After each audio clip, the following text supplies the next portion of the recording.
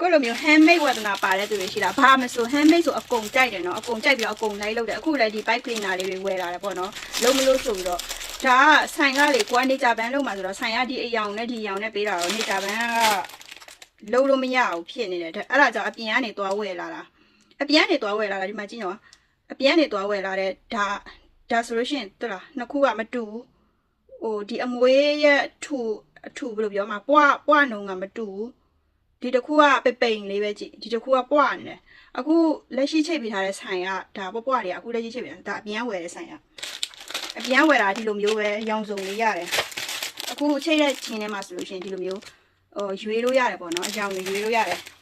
အခု100ထင်းတယ်တထုပ်မှာအခု100ဒါအပြင်ဝယ်လာတာ